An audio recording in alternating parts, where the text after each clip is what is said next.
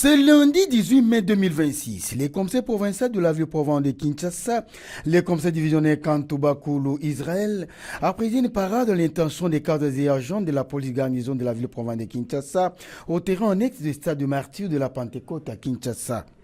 La parade a débuté par une prière basée sur l'évangile selon Saint Luc chapitre 4 verset 18 où Jésus parle de l'Esprit de Dieu qui est sur lui. Dans son adresse, le conseil divisionnaire Kantoubakulu Israël a focalisé son message sur 3 points majeurs. Il a d'abord insisté sur la discipline qui, selon lui, doit demeurer une véritable boussole pour chaque policier appelé à servir sous les drapeaux, affirmant qu'elle reste la mère de la police.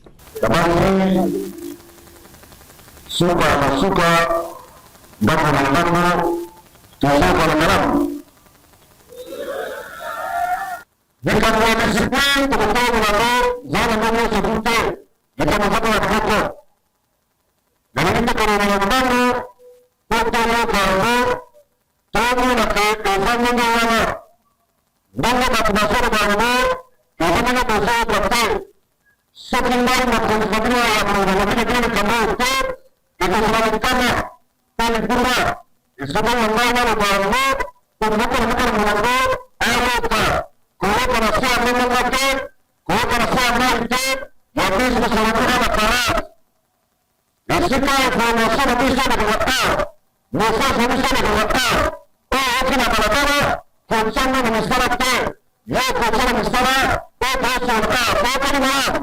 Maka sebenarnya barangnya itu, sebenarnya masyarakat boleh banyak fiksi, wakilasi bisa terserahkan.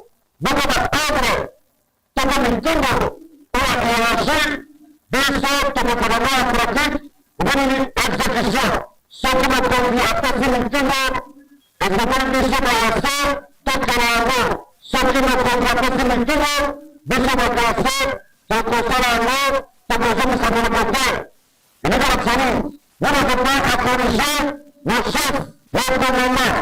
Masih boleh, nak kemana masalah. Orang Korea Korea sama Korea sama sama Korea bukan Korea sama Korea Korea kalau Korea sama itu sebenarnya apa Korea itu ya bersama Indonesia bagaimana bersama dengan Korea sebenarnya ya para bersama Korea bagi kita Indonesia pas bagaimana Indonesia pas sama antara musuh baca cinta, bagaimana kita melakukan, membangun perusahaan itu mahal. Ya terus dari sini, antara kita membangun perusahaan cinta, maka kita tentang jangan.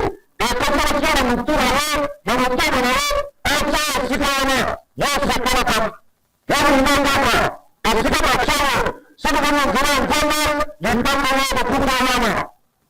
Orang yang berada apa yang mencari mereka bahkan mungkin mereka ini bagi kita bangsa kita ini bangsa kita selesai mereka semua kepada masalah sahabat pelajar penasih mereka bisa bergerak bersama kawan mereka mereka bagaimana bagaimana mereka karena mereka bisa disana jangan buat cara seperti masalah cara dengan pasal mengulang.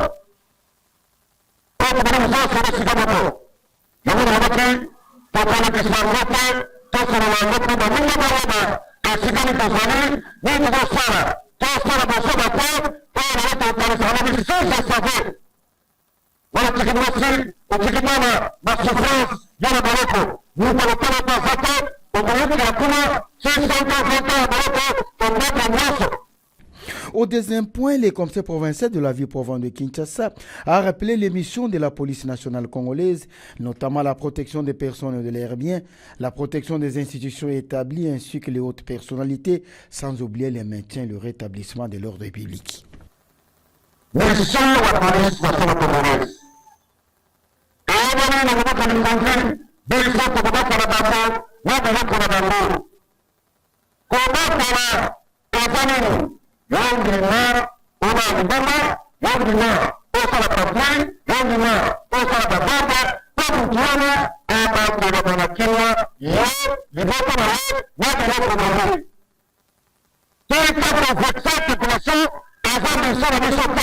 Notre mission, ce n'est pas de vexer la population, ni de tourmenter la population, ni de trapasser la population.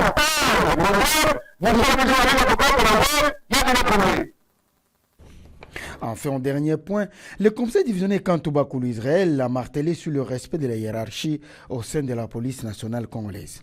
Au cours de cette parade, le numéro 1 de la sécurité dans la ville province de Kinshasa a également évoqué les problèmes de l'ivresse publique que les policiers doivent éviter pendant les services, soulignant que ceci constitue une infraction punie par les lois et règlements régissant la police. Pour illustrer ses propos, il a cité les cas d'un sous-commissaire principal qui avait abandonné son arme dans un débit de boisson. Sous-commissaire principal, après avoir pris un verre de plus, CMC a abandonné son arme. Au Taou Nabiso et au Tim Nabiso na Makamususu. Tcha vivacité, tcha morale, Makamalobi et le qui, tu continueras à l'élo. Rythme comme Mususu. Pour les sa vitesse, la vitesse, portement nayo. Nous sommes en pleine course à celui qui vaincra. Et ma copine ça, pris, yo longina noté, on se quoi, on tient libéra, Moutasina Kolekayo. Astoria! Astoria! Yabiso! Yabame ya. Yabiso na bangotembe.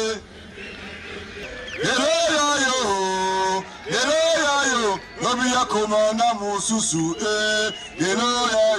Lobi ya komanda mususu Yomoko zwaide